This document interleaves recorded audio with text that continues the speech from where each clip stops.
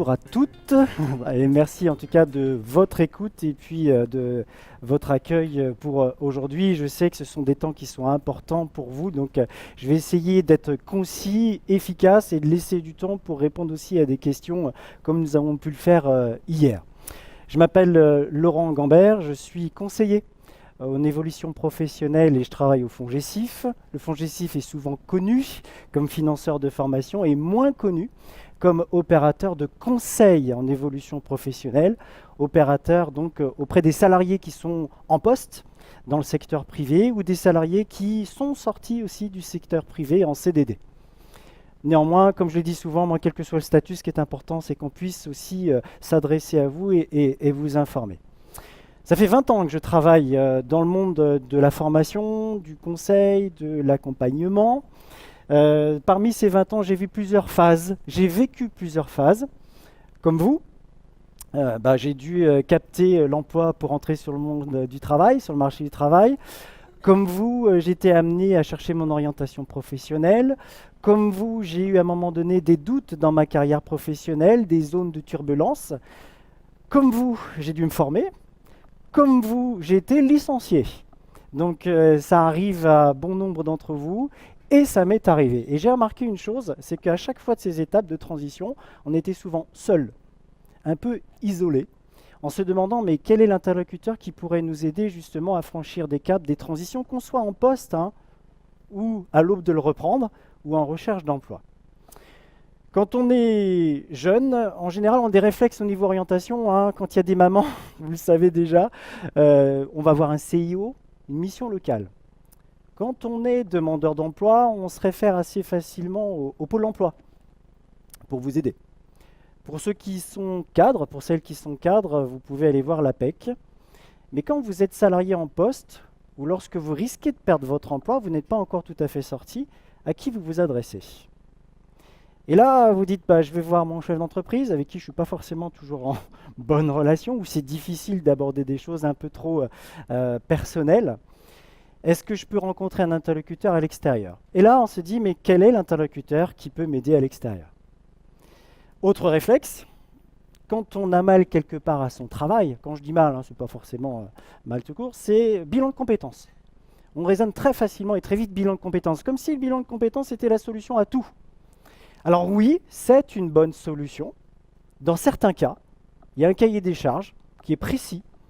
Il y a des contextes qui sont très favorables pour pouvoir réaliser un bilan de compétences. Mais le bilan de compétences ne peut pas résoudre tous les maux et n'est pas là pour répondre à toutes les problématiques. Et puis nous sommes dans un processus qui est dans la durée, dans la profondeur, et il ne conviendra pas forcément à tout le monde.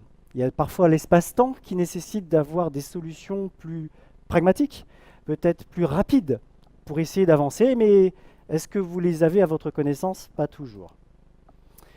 En 2014, il y a une loi qui est passée, qui a été bâtie à l'initiative des partenaires sociaux, c'est des représentants de syndicats et de patrons.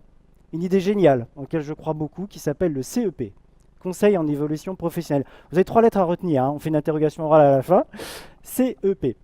C'est un droit pour tous les actifs à bénéficier d'un conseil à l'extérieur de votre entreprise ou auprès d'opérateurs que je vous ai cités tout à l'heure, pour justement faire un point d'étape, pour essayer d'être aidé dans ces démarches, pour essayer d'y voir plus clair, pour voir si les outils qui sont disponibles, les moyens dont vous disposez en France peuvent être mobilisés et que ce soit utile pour vous. Ces mêmes opérateurs sont là aussi pour éventuellement regarder l'aspect financement pour pouvoir financer ça. Parfois, ces opérateurs agissent par eux-mêmes, c'est notre cas au FONGECIF. Parfois, ils délèguent éventuellement ces prestations en externe. Et donc, je vous propose de regarder plus en détail ce qu'est notamment le conseil en évolution professionnelle. À la fin, l'idée, c'est de vous dire, OK, maintenant je sais, et je pourrais éventuellement agir là-dessus. Les slides qui sont ici, vous les lirez tranquillement à la maison. Je ne voulais pas ce matin arriver en disant, je vais vous barder de chiffres. Je crois que c'est bon, Vous en avez assez, vous avez déjà la météo, entre guillemets, vous les regarderez tranquillement. C'est des choses que vous avez entendues hier, que vous entendrez encore aujourd'hui. Bon, concrètement, les carrières professionnelles, elles ne sont pas linéaires. On est tous amenés à devoir s'adapter, à changer de métier rapidement, parfois même beaucoup plus vite que prévu, et à changer aussi les modes d'emploi hein. On parle de multi-activité, on parle de télétravail. Moi, j'y crois beaucoup. On va devoir s'adapter à des nouvelles formes de travail et des nouvelles opportunités. Hop. Alors, les situations, regardez, oh, vous devez vous retrouver. J'ai des personnes dans la salle qui doivent se dire, j'ai fait le tour de mon job, j'ai envie de changer de métier. J'ai une proposition de poste, quelle décision je dois prendre? C'est pas facile, hein, on voit toujours le côté négatif, mais aussi il y a des décisions à prendre sur des propositions qui sont faites, des réorganisations, des restructurations ou des opportunités. Je me pose des questions sur mes compétences, la suite de ma carrière. On entend parler de la crise de la trentaine, de la quarantaine, de la cinquantaine, je viens d'y passer, donc je peux vous en parler. C'est des étapes dans la vie où on se pose des questions, forcément. On a besoin de faire un point. J'ai envie de créer mon activité. Il y en a parmi vous qui ont envie de faire quelque chose, qui se sentent l'âme de pouvoir créer une activité. Mais est-ce que c'est raisonnable pour vous? Est-ce que vous en êtes capable? Est-ce que vous mesurez bien les avantages et les contraintes de cette création d'activité? Parmi vous, il y a des personnes qui sont en arrêt de travail, qui se posent des questions sur la reprise, qui se disent « je ne pourrai pas reprendre, je ne voudrais pas reprendre dans les mêmes conditions ». Il y a d'autres personnes qui ont un projet, aussi, projet de formation, une cible métier.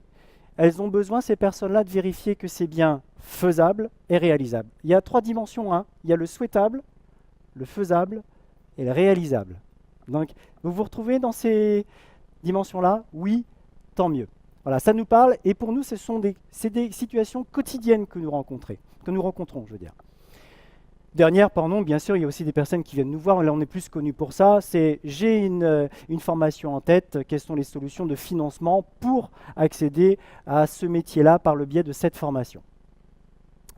Alors comment les appréhender ces situations et qui pour vous aider?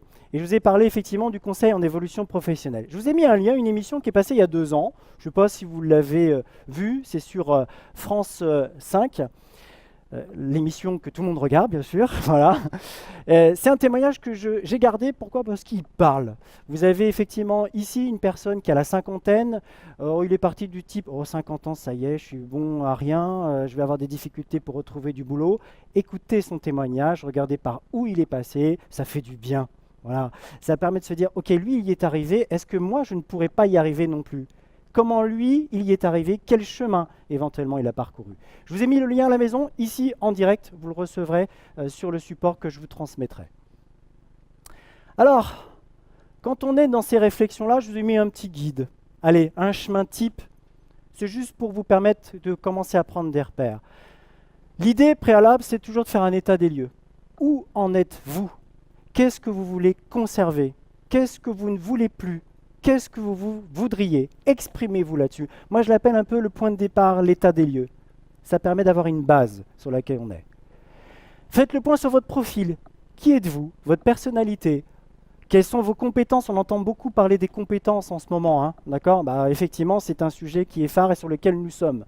Vos motivations, c'est le carburant, c'est votre moteur. Où sont mes sources de motivation? Qu'est-ce qui me fera avancer dans la vie professionnelle? Informez-vous ensuite sur le métier que vous auriez envie de faire. En quoi consiste-t-il? On a toujours des représentations un peu déformées. Elles peuvent être très positives, elles peuvent être aussi négatives. On n'est pas toujours dans la réalité. Comment on fait pour avoir cette réalité? Ça, c'est important. Donc, informez-vous sur les métiers visés. Évaluez les avantages et les inconvénients qu'il y aura avec ce changement que vous visez. Est-ce que c'est du plus dans la balance ou au contraire, est-ce qu'il y a plus de moins dans la balance? Et puis, appréhender la situation de l'emploi, très important, ça ne sert à rien de vous rediriger dans un emploi, ça fait rêver, on se fait plaisir, mais si ça ne produit pas. C'est là où je vous alerte sur les personnes qui ont le réflexe de faire une formation pour une formation. D'accord? Une formation est un outil à votre service, ça ne peut pas être une finalité. Donc ce qui était important, c'est de se dire d'où je pars, où je vais aller, que me demande mon marché, et à moi d'aller chercher l'outil qui me permet d'y accéder. Alors, la formation prend son sens à ce moment-là. Et il y a pléthore de formations. Et puis, donc, comme je vous le disais, comment on s'informe sur les bonnes formations? Est-ce qu'il faut que j'aille un diplôme? Pas de diplôme? C'est quoi la différence entre une certification avec un diplôme, un titre professionnel, etc. C'est pas facile de se repérer par rapport à son marché. Voilà, je vous ai donné un petit canevas, des bons réflexes, simplement pour que ça soit opérationnel à la maison, pour que vous commenciez à cogiter. Oh, j'ai rien inventé, hein, c'est des bonnes pratiques, et je suis persuadé que parmi vous, il y en a déjà qui ont commencé de toute façon ces bonnes pratiques. Alors, il a plus envie. Comme je vous le disais, plusieurs moyens sont à votre disposition. Bilan de compétences. Il y en a un autre qui s'appelle la validation des acquis de l'expérience.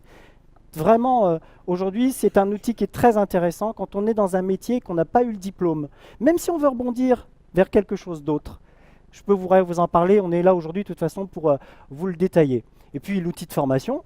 Et puis maintenant, je vais vous parler du conseil en évolution professionnelle pour que vous sachiez en détail en quoi ça consiste.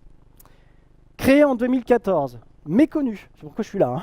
D'accord, je suis un peu l'ambassadeur du CEP. C'est ouvert à tous les actifs. Je suis demandeur d'emploi, je suis salarié, j'y ai droit. C'est par des opérateurs identifiés. L'État a décidé qu'il y aurait des opérateurs dédiés pour les salariés, dédiés pour les personnes qui sont à la recherche d'emploi, dédiés pour les cadres, dédiés pour les jeunes. Je vous dirai quel est le lien à utiliser pour savoir qui s'occupe de vous en priorité. C'est gratuit. C'est quand même un comble, hein. Quand même, vous n'avez pas payé quelque chose qui est accessible déjà. C'est ce que je me dis. Donc c'est gratuit, c'est confidentiel. Les mamans, les personnes qui redoutent à un moment donné d'avoir un échange avec leur responsable hiérarchique, allez effectivement rencontrer votre conseiller en évolution professionnelle. C'est en dehors de l'entreprise. C'est confidentiel. D'accord ? Ça vous permet de faire des choix qui sont effectivement des choix professionnels éclairés et autonomes. On n'est pas là pour vous donner des leçons, on est là pour vous faire part de moyens. Vous vous emparez de ces moyens et vous les mettez en œuvre, mais d'une manière guidée. C'est ça qui est intéressant, accompagné. Et c'est surtout dans un cadre que vous choisissez avec votre conseiller référent, c'est-à-dire qu'on part de là où vous êtes pour aller là où vous auriez envie d'aller, mais en vérifiant que bien sûr tout cela est bien raisonnable et réalisable. Ça va? Je suis explicite? Bien. On me fait signe pour que je vous dise, faites attention, on fait attention au temps. Regardez ce que vous pouvez faire avec ce fameux CEP. Quelques exemples. Je fais le point sur ma situation. J'apprends à identifier mes compétences. Ça fait du bien de savoir ce qu'on a en stock et de savoir ce qu'on peut en faire. Ça fait du bien. J'ai une idée de reconversion. Vers quoi? J'ai envie de faire un stage découverte. Moi, je les appelle, alors, on les entend parler de, on appelle ça une immersion. Ça s'appelle une PMSMP. Moi, je les appelle les vies ma vie. Oui, en tant que salarié, sachez-le, avant de changer de vie professionnelle, vous pouvez tester un emploi ailleurs, sans prendre de risque avant de prendre une décision finale. Ça existait pour les demandeurs d'emploi, ça existe aussi pour les salariés. Ça devient même maintenant un outil de recrutement pour certaines entreprises. Tiens, apprenons à nous connaître au préalable de votre embauche. Pas mal. On peut envisager une formation, bien sûr. On peut nous solliciter pour utiliser ces heures CPF, compte personnel de formation. On est là pour vous renseigner aussi aujourd'hui. Faire une validation d'acquis et puis apprendre à transférer ses compétences ailleurs. On a des potentiels, je peux en faire quoi ailleurs? Voilà quelques exemples d'accompagnement qu'on peut avoir avec vous. Si vous voulez en savoir plus sur ce que nous proposons en termes de parcours au FONGECIF, je vous ai mis une petite vidéo et un lien, comme d'habitude. D'accord, vous cliquez dessus, c'est une belle illustration de comment on procède et ce que nous proposons. Au FONGECIF Pays de la Loire, voici l'offre de service qui vous est proposée. Nous la réalisons soit sous la forme d'entretien personnalisé, soit sous la forme d'atelier, soit sous la forme d'atelier et d'entretien. C'est des parcours. Et je répète encore une fois, c'est gratuit. Où trouver votre interlocuteur CEP? Je vous donne les adresses directement ici. Si vous voulez passer par téléphone, vous avez une plateforme régionale qui a été mise en place. Donc 0800 200 303. Vous pouvez y accéder également par orientation paysdelaloire.fr.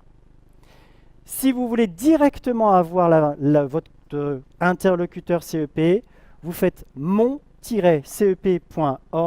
et le moteur vous aide à identifier votre opérateur de CEP au regard de votre situation d'une part et du secteur d'activité dans lequel vous seriez si vous êtes toujours salarié.